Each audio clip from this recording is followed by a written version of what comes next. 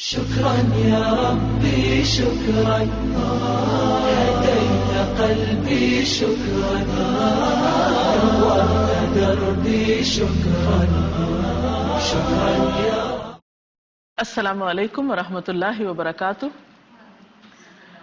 نحمده ونصلي على رسوله الكريم اما بعد فاعوذ باللہ من الشیطان الرجیم بسم اللہ الرحمن الرحیم رب اشرح لي صدری ويسر لي امری واحلل عقدۃ من لسانی یفقهوا قولی۔ ناظرین، ہماری آج کی گفتگو کا موضوع ہے روزہ کیا ہے، روزے کی حقیقت کیا ہے، روزہ کس چیز کا نام ہے۔ عربی زبان میں روزے کے لیے لفظ صوم استعمال ہوتا ہے، صاد واو میم، جس کا مطلب ہے رکنا اور چپ ہونا۔ شریعت میں روزہ اس بات کا نام ہے کہ انسان روزے کی نیت کر کے طلوع فجر سے لے کر غروب آفتاب تک کھانے پینے اور بعض دوسری معین خواہشات کو پورا کرنے سے رکا رہے، اپنے آپ کو روکے رکھے۔ سوال یہ پیدا ہوتا ہے کہ ایسا کرنے کو کیوں کہا گیا کہ انسان اپنے آپ کو جائز خواہشات سے روک لے، کھانے پینے سے رک جائے، حالانکہ کھانا پینا انسان کی ضرورت ہے۔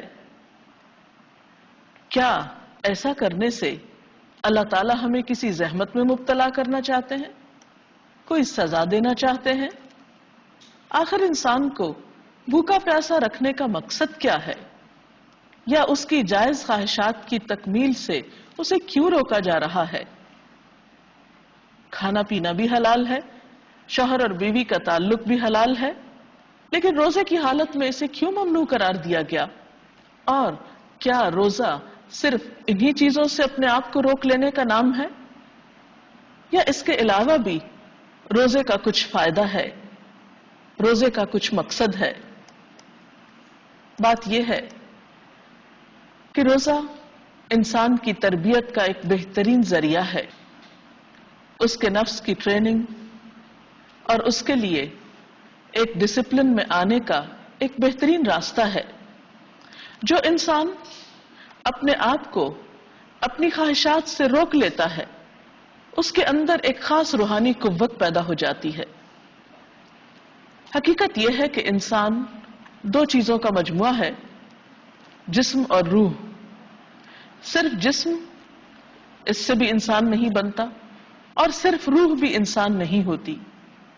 یہ دونوں چیزیں ایک دوسرے کے ساتھ ملتی ہیں، ایک دوسرے سے مطابقت کرتی ہیں، ایک دوسرے سے کوآرڈینیٹ کرتی ہیں، ایک دوسرے کی مددگار ہوتی ہیں، تو زندگی وجود میں آتی ہے، انسان وجود میں آتا ہے۔ دونوں کے اپنے اپنے تقاضے ہیں، دونوں کی اپنی اپنی ضروریات ہیں۔ جب انسان ہر وقت اپنی جسمانی ضروریات کو پورا کرتا ہے تو عام طور پر روح کے تقاضے نظر انداز ہونے لگتے ہیں۔ سال کے 11 مہینوں میں جسمانی ضروریات بلا روک ٹوک پوری کی جاتی ہیں، اور عموماً ہم اپنی روحانی ضروریات کی طرف توجہ نہیں دیتے۔ رمضان میں انسان کو جب کھانے پینے سے روک دیا جاتا ہے، انسان اپنے نفس کو کنٹرول کرنے لگتا ہے، تو اس کی روح کو پروان چڑھنے کا موقع ملتا ہے۔ جب روحانی قوتیں پروان چڑھتی ہیں تو انسان کے اندر بصیرت پیدا ہوتی ہے، گہری سوچ پیدا ہوتی ہے، اور انسان اس طریقے سے اپنی بعض ایسی عادات پر قابو پا سکتا ہے جو اس کی روح کو زخمی کرنے والی، اس کے دل کو بوجھل کرنے والی، اور اس کو غم اور پریشانیوں میں مبتلا کرنے والی ہوتی ہیں۔ حقیقت یہ ہے کہ روزہ انسان کی روحانی بیماریوں کا بھی علاج ہے، اور اس کے ساتھ ساتھ اس کی جسمانی بیماریوں کے لیے بھی ایک علاج کی حیثیت رکھتا ہے۔ جہاں تک روحانی بیماریوں کے علاج کا تعلق ہے تو آپ صلی اللہ علیہ وسلم نے صاف طور پر فرما دیا کہ من لم یدع قول الزور والعمل به فلیس للہ حاجۃ ان یدع طعامہ وشرابہ، کہ جو شخص روزہ رکھ کر جھوٹ بولنا اور اس پر عمل کرنا نہ چھوڑے تو اللہ تعالیٰ کو اس بات کی کوئی ضرورت نہیں کہ وہ انسان کھانا پینا چھوڑ دے۔ تو گویا روزہ محض کھانا پینا چھوڑنے کا نام نہیں بلکہ بری عادات کو چھوڑنا بھی روزے کا تقاضا ہے۔ جب انسان بری عادات کو چھوڑتا ہے تو وہ روحانی طور پر صحت یاب ہوتا ہے، اور جب انسان دن بھر میں بلا ضرورت کھانا پینا چھوڑتا ہے تو اس کی جسمانی صحت بھی بہتر ہوتی ہے۔ آج کے اس پروگرام میں ہم چند چیزیں جسمانی صحت کے اعتبار سے دیکھیں گے کہ روزہ کس طرح ہماری صحت کو بہترین کرنے میں مددگار ہے۔ سب سے پہلی چیز یہ کہ جب ہم کھانے پینے کے اوقات میں ایک وقفہ لاتے ہیں تو اس سے ہمارا نظام انہضام بہتر طور پر کام کرتا ہے، بطور خاص ہمارا جگر یعنی لیور، جس کے ذمہ کھانا ہضم کرنے کے علاوہ 15 مزید عمل بھی ہوتے ہیں، لیکن چونکہ ہم سارا دن کھاتے پیتے رہتے ہیں تو اس بیچارے کو فرصت ہی نہیں ملتی کہ کوئی اور کام بھی بہتر طور پر کر سکے۔ جب کھانا ہضم کرنے کے علاوہ اسے فرصت ملتی ہے تو دیگر کام زیادہ بہترین طور پر ہو سکتے ہیں۔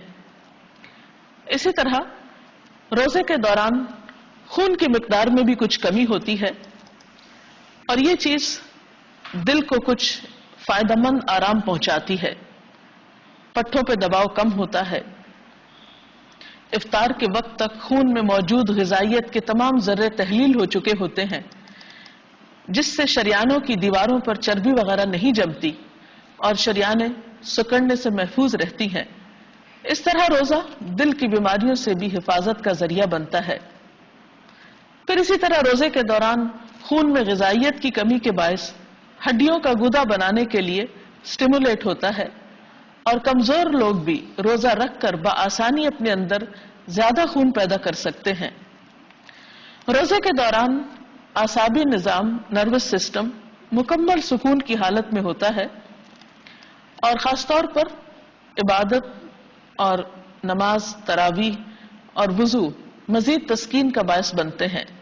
اسی طرح روزے کے دوران جسم میں میگنیزیم کی مقدار بڑھ جاتی ہے، جس کے کئی فائدے ہوتے ہیں، اور سب سے اہم یہ کہ انسان کا دل بیماریوں سے محفوظ رہتا ہے۔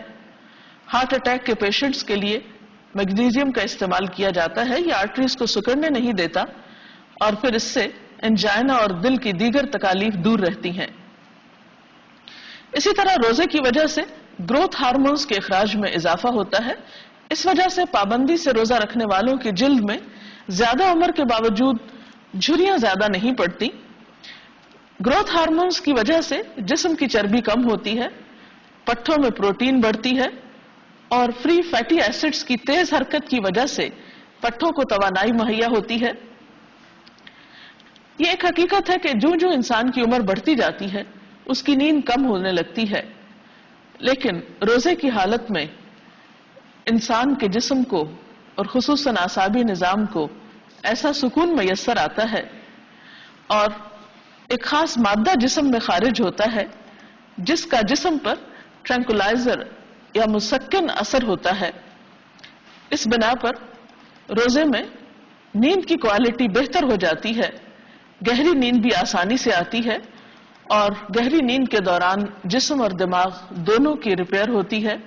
اسی لیے کہا جاتا ہے کہ رمضان میں 2 گھنٹے سونا عام دنوں کے 2 گھنٹوں کی نیند سے کہیں زیادہ مفید ہوتا ہے۔ پھر اسی طرح رمضان میں خواب کا دورانیہ بھی روزے کی وجہ سے کم ہوتا ہے، آنکھوں کی جو ریپڈ موومنٹ ہے اس میں بھی کمی واقع ہوتی ہے، انسان کی یادداشت میں بھی اضافہ ہوتا ہے۔ پھر اسی طرح ہم دیکھتے ہیں کہ روزہ رکھنے سے خوراک کی توڑ پھوڑ کا بنیادی نظام یعنی میٹابولک ریٹ جو ہے وہ بھی معتدل رہتا ہے۔ رمضان کی راتوں میں نماز تراویح انسان کی صحت کے لیے ایک بہترین نسخہ ہے۔ ایک عام انسان میں ایک دن کی تراویح نماز میں کم از کم 200 کیلوریز استعمال ہوتی ہیں۔ پھر اسی طرح ایک بہترین جسمانی ورزش بھی ہے، اس سے جسم میں لچک آتی ہے، ڈپریشن اور اینگزائٹی کم ہوتی ہے۔ جب ہم مسلسل قرآن پاک بلند آواز میں سنتے ہیں تو اس سے بھی دل کو راحت ملتی ہے، اور عام طور پر بھی یہ بات ثابت ہوئی ہے کہ لمبی نماز کی وجہ سے دل کی بعض بیماریوں میں کمی آتی ہے، روزہ اور جسمانی صحت کے حوالے سے ایک بات ڈاکٹر جوئل فرمن کے ایک کتاب کے حوالے سے کرنا چاہوں گی. کتاب کا نام ہے fasting and eating for health. Doctor Fuhrman کے ساتھ کچھ اتفاق یہ ہوا کہ آئس اسکیٹنگ کے دوران ان کی ٹانگ ٹوٹ گئی. انہوں نے دیکھا کہ ان کے والد ارتھرائٹس کے لیے اپنا علاج روزے رکھ کے کر رہے ہیں. جب اور دواؤں وغیرہ سے پوری طرح صحت یاب نہ ہوئے تو انہوں نے بھی اس نسخے کو آزمانا چاہا، اور وہ اپنا ذاتی تجربہ اس کتاب میں لکھتے ہیں کہ 36 دن کے روزے رکھنے کے بعد وہ مکمل طور پر صحت یاب ہو گئے. ان کا کہنا یہ ہے کہ روزے کے دوران جسم کے اندر یہ صلاحیت زیادہ پیدا ہو جاتی ہے کہ کیلشیم کے ڈپازٹس واپس جسم کے اندر جذب ہو جائیں. انہوں نے اپنے ذاتی تجربے کے بعد دوسرے مریضوں کو بھی روزے رکھوا کر صحت کا نسخہ بتایا، لیکن بات یہ ہے کہ بہت سے لوگ اس نسخے کو اپنے لیے مشکل پاتے ہیں. تو بہرحال روزہ ہماری جسمانی اور روحانی صحت دونوں کے لیے بہت مفید ہے. اس کے ساتھ ہی آج کے پروگرام کا وقت ختم ہو رہا ہے. کل تک کے لیے اجازت چاہتے ہیں. السلام علیکم ورحمۃ اللہ وبرکاتہ.